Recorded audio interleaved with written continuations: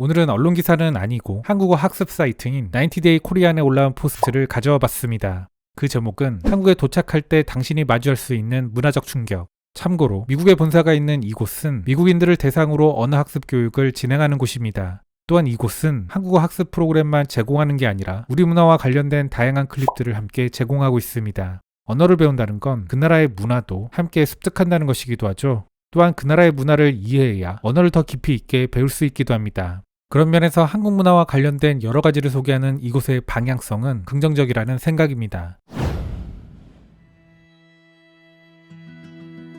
처음 한국을 방문하면 모든 것이 새롭고 신기하게 느껴질 것이다. 시도해볼 수 있는 새로운 경험이 너무 많아서 매일매일이 새로운 모험처럼 느껴진다. 한국 문화는 처음 한국에 온 사람들에게 많은 것을 제공한다. 하지만 모든 나라엔 예상치 못한 것들이 있을 수 있다.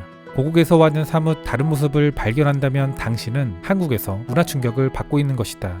단 걱정하지 마라. 한국에서 즐거운 시간을 보낼 수 있도록 예상할 수 있는 몇 가지 놀랄만한 상황과 주의해야 할 사항에 대해 알려줄 테니 말이다.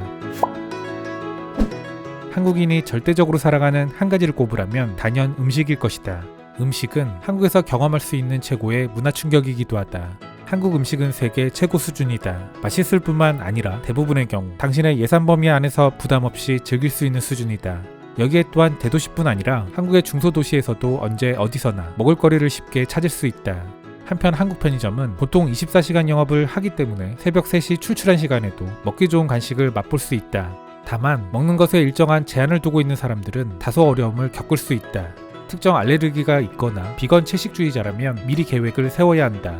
한국은 모든 동물성 제품, 모든 탄수화물, 모든 글루텐 등을 피하는 사람들에겐 익숙하지 않다. 대부분의 레스토랑에서는 이러한 식단을 제공하지 않는다. 한국은 공동체와 가족에 대한 의식이 강하며 이는 함께 식사하는 문화에 많은 영향을 미친다. 누군가와 함께하는 식사는 한국 문화의 큰 부분이며 그 결과 거의 모든 한국 식단과 요리가 2인 이상을 염두에 둔 경우가 많다.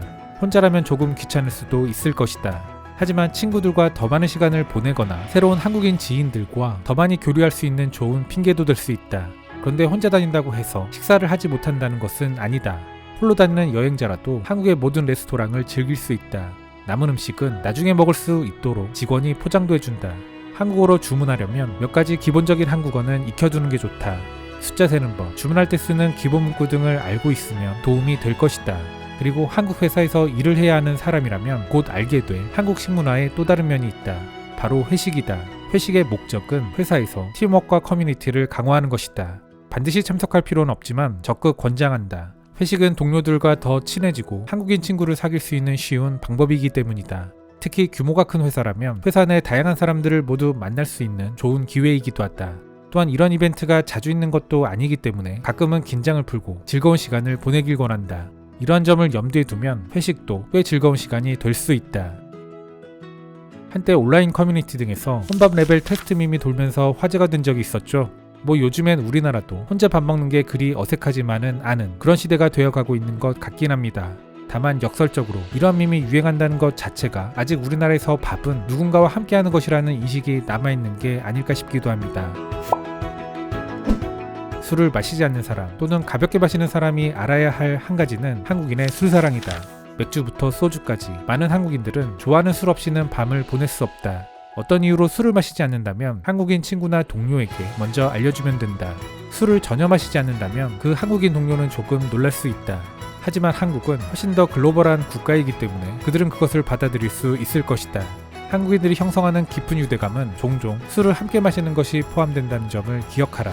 함께 술을 마실 수 없다면 더 깊은 우정을 쌓는데 어려움을 겪을 수 있다. 당신이 술을 마신다면 천천히 마시는 것이 좋다. 한국 술은 잘 넘어가지만 당신의 생각보다 독할 수 있다. 또한 한국 친구들을 따라잡으려고 무리하게 술을 마시면 다음날 아침이 매우 불쾌할 수 있다는 점도 항상 염두에 둬라. 음식과 편의시설은 사소한 문제지만 그 외의 몇 가지는 조금 더 충격적으로 다가올 수 있다.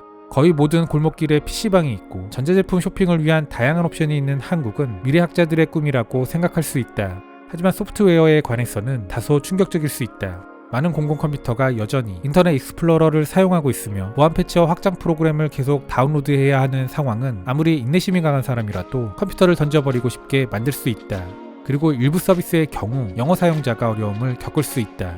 단기 방문자는 이 문제에 대해 크게 걱정할 필요는 없지만 장기간 거주해야 하는 경우에는 이 문제를 해결해야 한다. 온라인 뱅킹의 경우 영어 지원 측면에서 큰 발전을 이루었지만 온라인 쇼핑, 음식 배달 및 기타 공공 서비스와 같은 다른 일상적인 서비스 중 일부에서는 다소 어려움을 겪을 수 있다.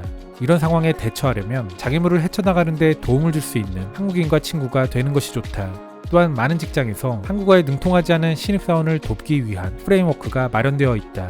잘 메모해 두었다가 최대한 스스로 할 수 있도록 필요한 도구를 구해둬라. 다행히도 이러한 모든 상황은 사전에 약간의 계획만 세우면 대처할 수 있다. 필요한 것이 무엇인지 미리 파악하고 조금만 조사해두면 순조로운 여행이 될 것이다. 한국의 대중교통이 얼마나 훌륭한지 경험하는 것은 매우 즐거운 문화적 충격이다. 버스, 기차, 택시에 이르기까지 전국을 돌아다니는 것은 많은 사람들에겐 환상적인 경험이다.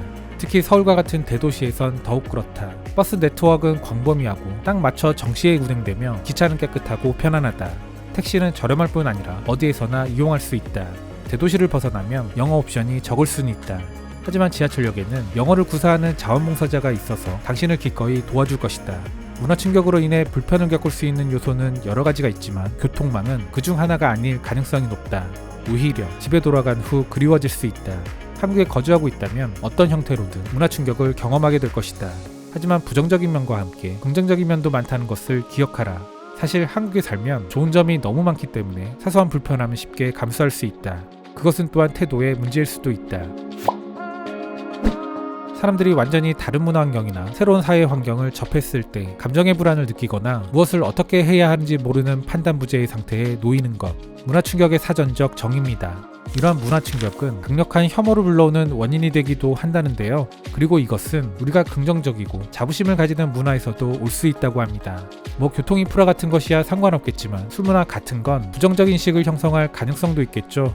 명확하게 고쳐야 할 부분이 아니라면 우리가 이에 맞춰 바뀔 필요까지는 없을 겁니다. 다만 충분한 설명은 필요하지 않을까 싶기도 합니다. 일례로 금일 영상엔 미처 넣지 못했던 또 다른 포스트의 내용 중에는 여자친구끼리 손잡기 라는 챕터가 있었는데요. 해당 행위에 대해 글에서는 다음과 같이 설명합니다. 한국에서 두 명의 여성이 손을 잡거나 팔짱을 끼고 걷는 모습을 본다면 당황하지 마라. 한국어로 팔짱 끼다라 불리는 이 제스처는 마치 자매처럼 친밀하고 유대감이 강하다는 걸 보여주는 것일 뿐이다. 이뿐 아니라 또한 딸과 어머니 사이에서도 볼 수 있는 모습이다. 이것은 친근한 제스처이므로 길거리에서 이 동작을 볼 때 혼동하지 마라. 한국을 찾는 관광객의 숫자가 눈에 띄게 회복되고 있습니다. 올 3월 관광객은 코로나 직전인 2019년 대비 절반가량까지 올라왔다고 하는데요. 양적 회복이나 증거도 물론 중요하지만 이젠 우리도 그들에게 부정적 문화 충격은 최소화하고 긍정적 문화 충격만 남길 수 있는 것들을 생각할 때도 되지 않았나 싶습니다.